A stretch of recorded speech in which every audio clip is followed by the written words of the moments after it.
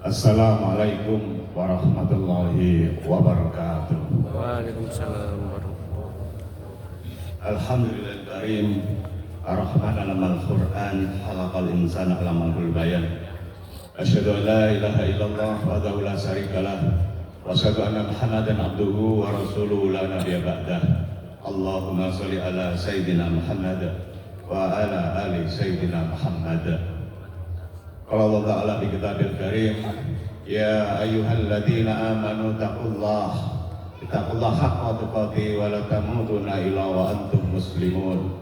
Allahu akbar, Allahu akbar, Allahu akbar, Allahu akbar, Allahu akbar.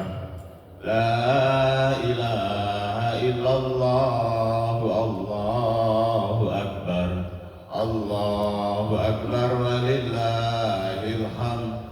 Ma'asyiral muslimin rahimakumullah. Alhamdulillah, pagi ini kita ditakdirkan oleh Allah masih bisa hidup, masih sehat walafiat, dan yang jauh lebih nikmat adalah ditakdirkan oleh Allah untuk bertaat kepada Allah, dengan salah satu buktinya adalah bisa sholat berjamaah Idul Adha pada pagi ini.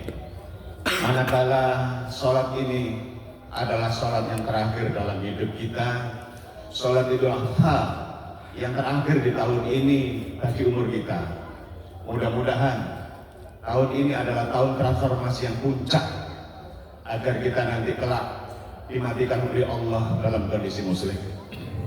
Ya ayyuhalladzina amanu ittaqullaha haqqa tuqatih wa la tamutunna illa wa antum muslimun. Wahai orang-orang yang beriman, bertakwalah kepada Allah, bertakwalah kepada Allah, dan jangan kamu mati kecuali dalam keadaan muslim. Ma'asyiral muslimin rahimakumullah. Hari ini di setiap momentum Idul Adha, memori sejarah seolah-olah membuka dirinya kembali bahwa ribuan tahun yang lalu ada tokoh hebat yang hari ini syariatnya kita lakukan, yakni keluarga Nabiullah Ibrahim. Keluarga Nabiullah Ibrahim ini dipilih secara khusus oleh Allah, dipilih secara khusus oleh Allah. Di dalam surat Ali Imran ayat 33, A'udzubillahi minasyaitonir rajim, Bismillahirrahmanirrahim. Innallaha astafa Adama wa Nuh wa ala Ibrahim wa ala Imran ala alamin. Sesungguhnya Allah telah memilih, yang memilih Allah. Sesungguhnya Allah telah memilih. Siapa yang dipilih? Nuh, Adam, Nuh, keluarga Ibrahim, keluarga Imran, melebihi segala umat di masa mereka masing-masing.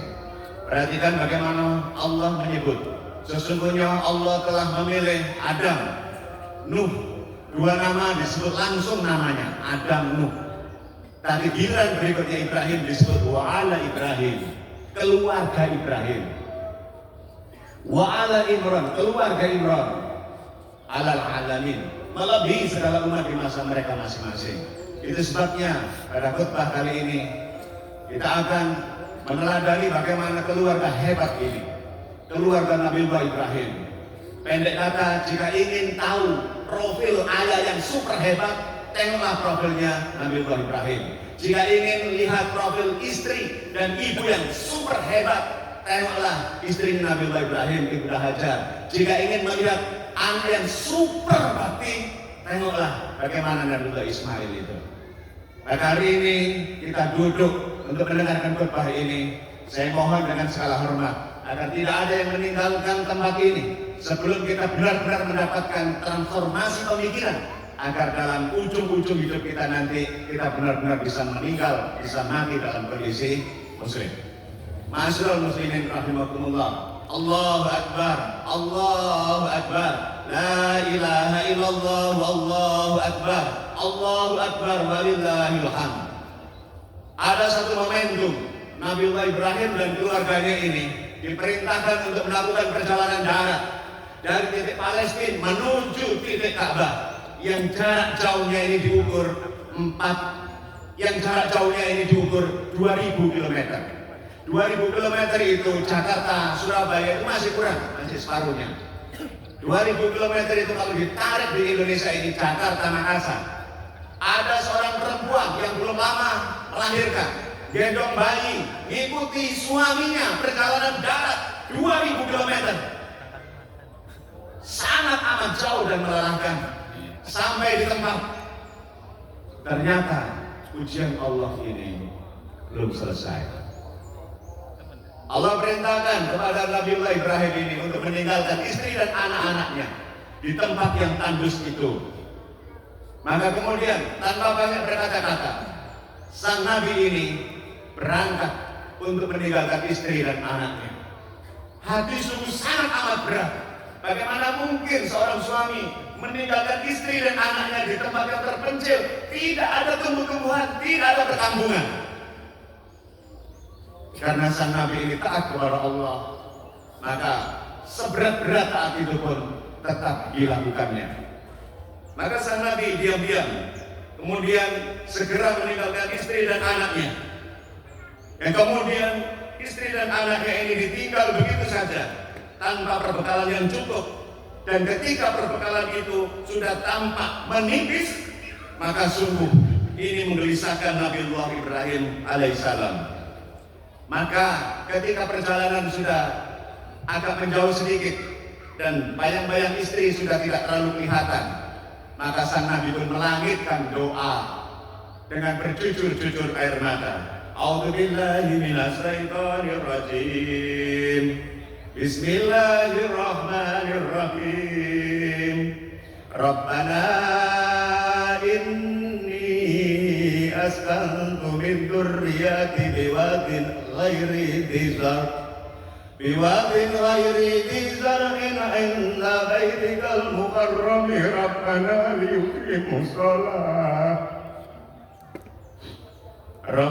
liyuqimus salata faj'al afidatan minan nasi tahwi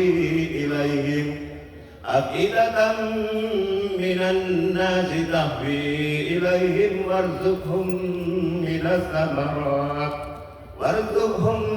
minas samarati la'allahum yashkurun. Perhatikan, simak baik-baik terjemahnya. Ya Tuhan kami, sesungguhnya aku telah menempatkan sebagian keturunanku di lembah yang tidak punya tanam-tanaman, di dekat rumah Engkau, Baitullah yang dihormati. Yang sedemikian itu agar mereka mendirikan sholat. Maka jadikanlah sebagian manusia cenderung kepada mereka dan berilah mereka rezeki dari buah-buahan. Mudah-mudahan mereka bersyukur. Allahu Akbar, walillahil hamd. Ma'asyiral muslimin rahimakumullah. Inilah doa dahsyat itu. Doanya seorang ayah yang semestinya setiap ayah ini punya perhatian super serius terhadap doa ini. Yang semestinya setiap ayah itu menghafalkan doa ini dan melangitkan doa ini begitu berangkat bekerja meninggalkan anak dan istrinya.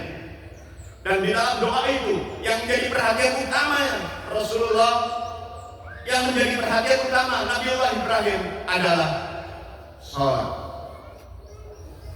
Ya Tuhanku, sesungguhnya aku telah menempatkan sebagian keturunanku di lembah yang tidak punya tanam-tanaman di dekat rumah Engkau, Baitullah. Di dekat rumah Engkau, Baitullah. Kalau dalam konteksnya ayat ini adalah Ka'bah. Kalau Baitullah dalam konteksnya Sidoarjo adalah masjid. Itu sebabnya kalau kita mau tempatkan anak-anak kita, keluarga-keluarga kita itu, jangan sampai di tempat yang tidak ada masjidnya. Tempatkanlah anak-anak kita yang tidak jauh-jauh dari masjid, agar telinganya itu setiap 5 waktu tertembus suara azan. Wallahi, tidak ada anak-anak muda, dengarkan anak-anak muda, tidak ada anak-anak muda bisa sukses kalau mengabaikan panggilan kesuksesan, kalau mengabaikan seruan kesuksesan. Dan seruan kesuksesan itu setiap hari 5 waktu kita dengar, hayya 'alal falah, mari menuju kemenangan, mari menuju kesuksesan. Maka mustahil seseorang itu bisa sukses manakala ketika ada panggilan seruan azan itu tidak berdatangan. Laki-laki, ada tipe laki-laki pemenang, ada tipe laki-laki pecundang. Laki-laki pemenang adalah laki-laki yang sigap berdatangan ketika ada panggilan kumandang suara azan. Laki-laki pecundang adalah laki-laki yang mampu mencari 1001 alasan untuk tidak hadir ke masjid ketika azan berkumandang. Wahai ayah, perhatian utama kita kepada keluarga harusnya fokus nomor 1 adalah sholat. Jangan sampai nanti, wahai ayah, di akhirat kita ini justru bertengkar dengan anak-anak kita. Anak-anak yang tidak mau sholat subuh itu, misalnya dibiarkan oleh ayahnya, dan di akhirat kelak anak-anak yang protes kepada ayahnya karena sudah ditampakkan pemandangan api neraka yang nyala-nyala. Anak itu gemetaran dan kemudian berteriak-teriak misalnya, ya Allah, saya tidak mau masuk neraka ya Allah, saya tidak mau ya Allah, saya tidak mau ya Allah. Kenapa tidak mau masuk neraka? Dulu di dunia itu ya Allah, saya tidak sholat subuh ya Allah, ayah saya, bapak saya diam saja ya Allah, ibu saya diam saja ya Allah. Suatu ketika perkara sholat ini akan menjadi pertengkaran yang hebat antara seorang anak dengan seorang ayahnya. Itu sebabnya wahai ayah, wahai kaum laki-laki yang hadir di sini, baik yang sudah menjadi ayah maupun calon ayah, kelakian kita salah satunya dibuktikan dengan menegakkan sholat lima waktu.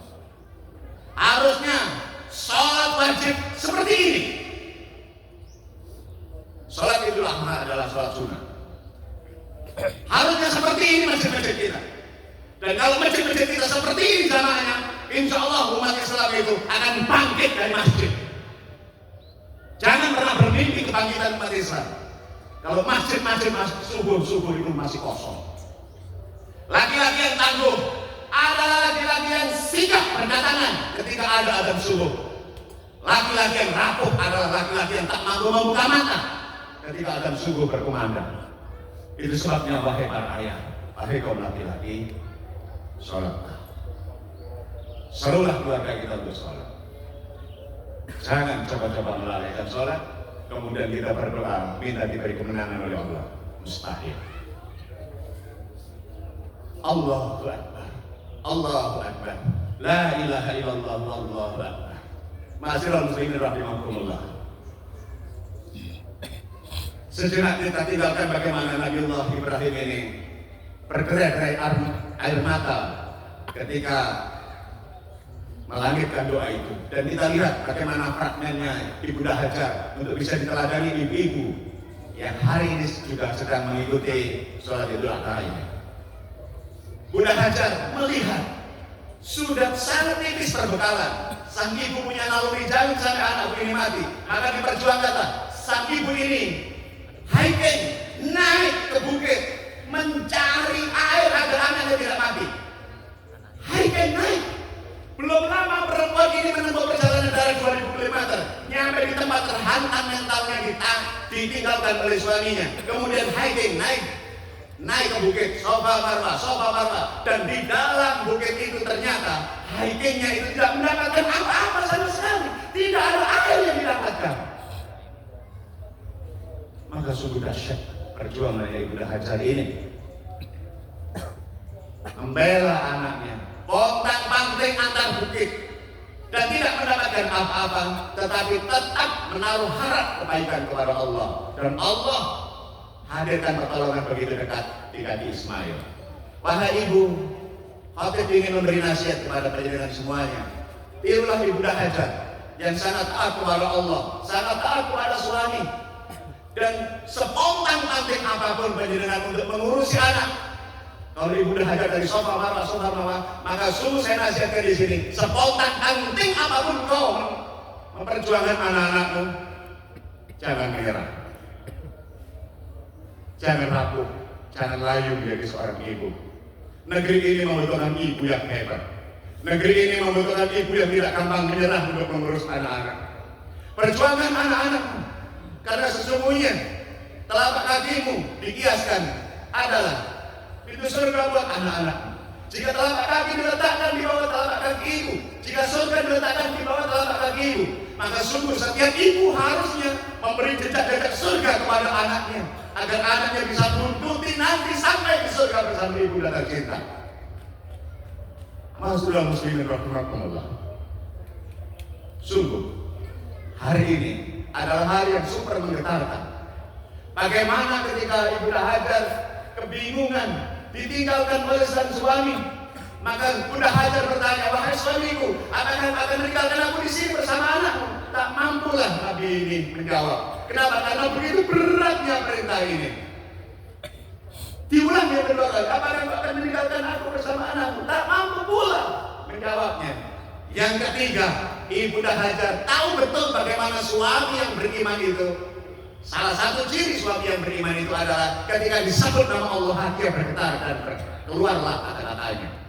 Maka pertanyaannya, apakah ini perintah Allah? Bergetarlah hati sang Nabi, dan kemudian sang Nabi pun mengangguk. Ya, ini perintah Allah. Dan kemudian istri yang luar biasa taat itu kemudian menyemangati suaminya. Kalau memang ini perintah Allah, berangkatlah, berangkatlah, wahai suamiku. Insya Allah kita tidak akan disia-siakan oleh Allah. Allahu Akbar, Allahu Akbar, la ilaha illallah, Allahu Akbar. Wahai anak-anak muda, bersyukurlah kalian masih punya orang tua. Kalau ada ayahmu yang belum 5 waktu ke masjid, wahai anak muda, tangisi. Tangisi dalam doa syahdumu itu. Tangisi adukan kepada Allah yang maha membolak-balikkan hati, agar ayahmu tergerak hatinya ke masjid.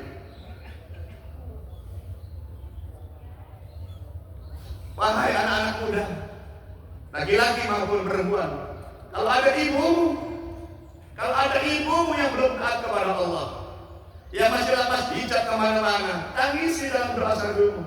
Adukan kepada Allah, adukan kepada Allah, agar Allah menggerakkan hati ibumu untuk menutup auratnya, untuk taat kepada Allah, untuk taat kepada suami. Maka sungguh Idul Adha adalah perayaan cinta keluarga di jalan dakwah. Maka menjadi aneh jika kita berulang-ulang melakukan ritual ibadah Idul Adha, tapi keluarga kita belum juga bertakwa. Suami-suami, anak laki-laki belum juga 5 waktu ke masjid. Para istri belum juga taat kepada suami, belum juga taat kepada Allah. Jadi aneh sekali. Maka pada kesempatan yang pendek ini, Khatib ingin menyampaikan satu nasihat penting. Ittaqullah, ittaqullah haqqa tuqatih, wa la tamutunna illa wa antum muslimun. Ma'asyiral muslimin rahimakumullah. Maka sungguh pada kesempatan kali ini tidak ada yang begitu penting untuk kita teladani kecuali teladan dari Nabiullah Ibrahim alaihissalam, yang hari ini menjadi momentum besar bagi kita semuanya untuk menjadi Ibrahim berikutnya, pejuang-pejuang cintanya Allah. Maka kemudian sang Nabi ini ketika balik lagi ke Mekah, ada satu perintah yang sangat luar biasa, yakni diminta untuk menyembelih anak Ismail. Perintah yang jauh lebih dahsyat berat. Maka sang ayah bertanya, wahai anakku, ayah ini, abah ini diperintahkan untuk menyembelih kamu. Bagaimana pendapatmu? Laksanakanlah wahai ayah, laksanakan wahai ayah. Kalau memang ini perintah Allah, insya Allah kau akan termasuk orang-orang yang sabar. Maka inilah rahasianya. Kenapa ada seorang anak yang begitu taat hati sekali kepada ayah? Karena di mata anak, di mata istri, suami itu punya integritas keimanan yang sangat kokoh. Ayah, jika engkau ingin istrimu taat kepada dirimu, anak-anakmu taat kepada dirimu, maka kita harus mendemonstrasikan di depan matanya anak-anak kita, di depan istri kita, kita adalah orang yang sangat taat kepada Allah. Tidak pantas rasanya, bahkan agak-agak aneh kalau ada seorang suami meminta agar anak-anaknya taat kepada dirinya, sementara dirinya tidak taat kepada Allah. Astagfirullahaladzim, astagfirullahaladzim. Sungguh taat itu memang berat, taat itu memang berat, tetapi hasilnya akan menjadi luar biasa manakala kita sungguh-sungguh melakukannya. Ma'asyiral muslimin rahimakumullah. Bentuk cinta kita kepada Allah tercermin pada sholat kita. Itu sebabnya doa Nabi tadi secara khusus menyebut tentang sholat. Wahai kaum laki-laki, sholatlah, sholatlah. Wahai para ayah, sholatlah. Wahai para ibu, sholatlah.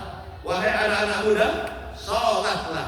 Jangan coba-coba kita semuanya ini meninggalkan sholat. Allahu Akbar, Allahu Akbar, la ilaha illallah, Allahu Akbar, Allahu Akbar, walillahil hamd. Mari kita tutup khutbah kali ini. Mudah-mudahan khutbah yang pendek ini bisa membuat hati kita untuk berniat sungguh-sungguh. Mulai hari ini kita bertransformasi keimanan yang sangat dahsyat. Taat kepada Allah. Taat kepada Allah. A'udzubillahi minasyaitonir rajim. Bismillahirrahmanirrahim. Allahumma shalli ala sayyidina Muhammad wa ala ali sayyidina Muhammad. Walhamdulillahi rabbil alamin. Allahumma ighfir lil muslimina wal muslimat wal mu'minina wal mu'minat. Allahumma ighfir lil muslimin wal muslimat wal ahya'i wal amwat bi rahmatika ya arhamar rahimin. Ya Allah, tempat kami bergantung dan memohon pertolongan. Negeri kami sedang dikepung masalah. Engkaulah yang maha memberikan pertolongan. Lindungi kami dengan kasih sayang-Mu ya Allah. Selamatkan bangsa dan negara kami ya Allah, ya Rabb, dari kegelapan kepada cahaya. Karuniakan nikmat-Mu kepada kami berupa kemakmuran, kedamaian, keadilan, kesejahteraan. Jadikan negeri kami ya Rabb negeri yang baldatun thayyibatun barakun ghafur. Ya Rabb, kami mengibah kepada-Mu. Jadikan keluarga kami ya Rabb keluarga yang taat kepada-Mu. Jadikan diri kami ya Rabb, kaum laki-laki ini ya Rabb, mampu menjadi benteng api neraka bagi istri dan anak-anak kami. Agar jangan sampai di antara anak-anak kami ada yang tercecer ke neraka ya Rabb. Ya Rabb, jadikanlah kami dan anak cucu kami tetap mendirikan sholat. Peliharalah diri kami dan keluarga kami, terlebih anak-anak kami, agar tidak tersulut api neraka yang menyala-nyala. Ya Rabb, izinkan bagi kami ya Rabb untuk menggerakkan hati kami ya Rabb, agar umat Islam ini Kau persatukan hatinya ya Rabb. Dan di masjidlah muaranya kami bersatu ya Rabb. Ya Rabb, ampuni kami ya Rabb, manakala ada di antara kami yang pernah meninggalkan sholat ya Allah. Ampuni kami ya Rabb sebagai seorang ayah yang pernah meninggalkan perintah agar anak-anak kami dan istri kami tetap menegakkan sholat ya Rabb. Ampuni ya Rabb kami sebagai seorang ibu, manakala kami pernah durhaka kepada suami kami, kami pernah lalai meninggalkan perintah Allah. Ya Rabb, sebagai seorang anak, ampuni kami ya Rabb, ampuni kami ya Rabb, ampuni kami ya Rabb. Manakala kami pernah lalai untuk datang ke masjid dan kami sibuk dengan aktivitas dunia, ampuni ya Rabb, ampuni ya Rabb. Kalau manakala bibir kami sebagai seorang ayah, sebagai seorang ibu, sebagai seorang anak pernah lupa saling mendoakan, karena sesungguhnya bukti nyata cinta adalah doa. Kepada-Mu ya Rabb kami ini menyembah, kepada-Mu ya Rabb kami ini memohon pengampunan dan pertolongan. Ampuni kami ya Rabb, ampuni kami ya Rabb, tolonglah kami ya Rabb, tolonglah kami ya Rabb. Allahumma arinal haqqa haqqa warzuqna ittiba'ah wa arinal batila batila warzuqna ijtinabah. Rabbana zalamna anfusana wa illam taghfir lana wa tarhamna lanakunanna minal khasirin. Rabbana atina fid dunya hasanah wa fil akhirati hasanah wa qina adzabannar wa qina adzabannar ya Rabb, wa qina adzabannar. Subhana rabbika rabbil izzati amma yasifun. Assalamun alal mursalin walhamdulillahi rabbil alamin.